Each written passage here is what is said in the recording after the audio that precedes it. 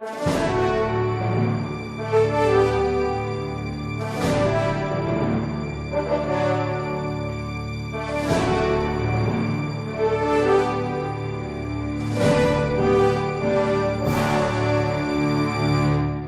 novelas e a engenharia social.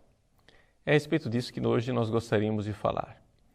Todo mundo suspeita, todo mundo pelo menos suspeitava, que as novelas tinham um grande impacto na nossa sociedade e, sobretudo, que as novelas moldavam a moralidade das nossas famílias. Pois bem, a suspeita já não existe mais, agora é certeza. Nós temos total, absoluta e concreta certeza de que é assim que as coisas acontecem. Nós sabemos isso através de um estudo feito por um pesquisador do Banco Interamericano de Desenvolvimento, chama-se Alberto Chong. Você pode encontrar uma revista que foi concedida por Alberto Chong em fevereiro de 2009 a respeito destas duas pesquisas que foram dirigidas por ele. Uma pesquisa a respeito da fertilidade e outra pesquisa a respeito do divórcio. E qual é a influência que as novelas, principalmente as novelas da Globo, têm sobre o comportamento das pessoas. Por que a pesquisa foi feita especificamente a respeito da Globo? Exatamente porque a Globo ela é aquela que detém o primado hegemônico ao longo de 3 décadas no desenvolvimento de telenovelas no nosso país. É verdade que outras redes de televisão também têm novelas, porém elas têm menos tradição histórica. E no campo da tradição histórica é que nós temos o arco de tempo necessário para medir as variações sociais. Então, o Alberto Chong diz com toda clareza aquilo que é a conclusão dessas suas duas pesquisas. Essas pesquisas podem ser encontradas no nosso site, você pode fazer o download dos textos que estão lá em inglês. O título das duas pesquisas é o seguinte: em junho de 2008 ele publicou Soap Operas and Fertility, Evidence from Brazil. Novelas e fertilidade, evidências do Brasil. E uma outra em janeiro de 2009 chamada Television and Divorce, Evidence from Brazilian Novelas, televisão e divórcio, uma evidência das novelas brasileiras. Pois bem, nesses 2 estudos foi conduzida aqui uma pesquisa realmente científica. Ou seja, eles mapearam ao longo das décadas onde é que o sinal da Rede Globo chegava bem no Brasil. E fizeram então uma análise de municípios onde o sinal da Rede Globo não chegava e municípios onde se recebia bem o sinal da Rede Globo. E chegaram à conclusão de que, de fato, enquanto nos municípios em que o sinal da Globo chegava com clareza, o índice de divórcio subia e a taxa de fertilidade descia, nos outros municípios onde o sinal da Globo não chegava, as coisas continuavam na mesma. E começaram a ver que havia uma clara evidência de que isso se devia ao enredo das novelas. Por quê?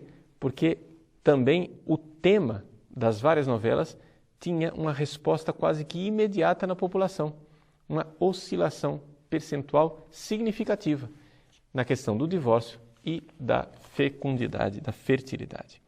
Você pode ler isso na entrevista e nestes 2 textos. Gostaria somente de salientar com clareza o seguinte: Alberto Chong não é um sacerdote católico, ele é um pesquisador do Banco Interamericano de Desenvolvimento. Ele e o seu banco acham isto aqui maravilhoso, ou seja, eles estão apresentando essa pesquisa e dizendo: gente, vejam só, dá certo, que bom, que legal, é isso mesmo. Estamos no caminho correto. Continuemos a fazer novelas que nós vamos mudar os padrões burgueses, os padrões moralistas, os padrões dessa sociedade arcaica. Ou seja, eles estão olhando e vendo, nós temos aqui um veio, um filão, bastante significativo de como nós podemos fazer uma engenharia social. É isso que diz o próprio Alberto Chong na sua entrevista à revista Época, que, aliás, recordemos, pertence à própria Rede Globo.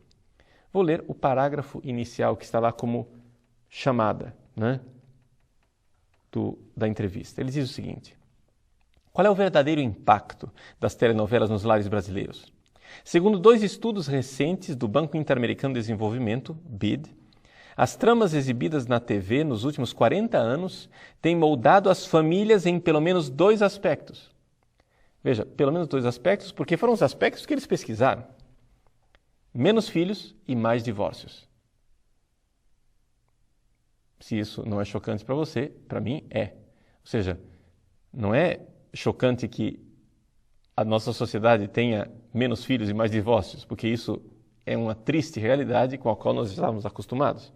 Mas é chocante o fato dessas pessoas se darem ao trabalho de pesquisar e ver que, de fato, fomos nós quem fizemos isso daqui. E publicarem na sua própria revista que esse negócio está dando certo. Que beleza! Estamos conseguindo mudar a sociedade brasileira pelas novelas. E não somente isso. Essas pessoas que se dizem tão democratas dizem com toda clareza que o recurso às telenovelas se dá por causa do alto índice de analfabetismo do nosso país. Como é que eles estão conseguindo mudar então a família? Estão conseguindo mudar a família através de uma realidade: a mudança da mulher. A mulher está sendo remodelada. A mulher está sendo redesenhada numa engenharia social. Vejam, eles mostram claramente na pesquisa que as mulheres, os personagens das novelas, eram mulheres que são divorciadas ou que cometem o adultério e mostram claramente que isso não é problema nenhum, que graças a Deus, se eles crescem em Deus, eles diriam isso, graças a Deus. Graças a Deus, as mulheres estão divorciando numa boa, sem problema, sem dificuldade. E quem está fazendo isso? As novelas. Que bom, que maravilha! A mulher está se libertando do matrimônio. Todos nós sabemos quem é que dá configuração e identidade ao nosso lar. É a mãe. Porque ela quem está mais tempo em casa. Todos nós sabemos quem é que assiste mais novela na nossa casa. São as mães, são as mulheres. E o que a gente não sabia, mas o próprio Alberto Chong nos esclarece, é que o IBGE alerta para o fato que a maior parte dos divórcios brasileiros são pedidos por mulheres. Isso não é interessante? Ou seja, nós estamos diante de uma reelaboração da identidade da mulher e do feminino, onde a mulher não quer mais ser mãe e não quer mais ser esposa. É isso que nós temos aqui diante da realidade da fertilidade e do divórcio. Ora, mas se essa mulher não quer ser mãe e essa mulher não quer ser esposa, o que ela quer ser?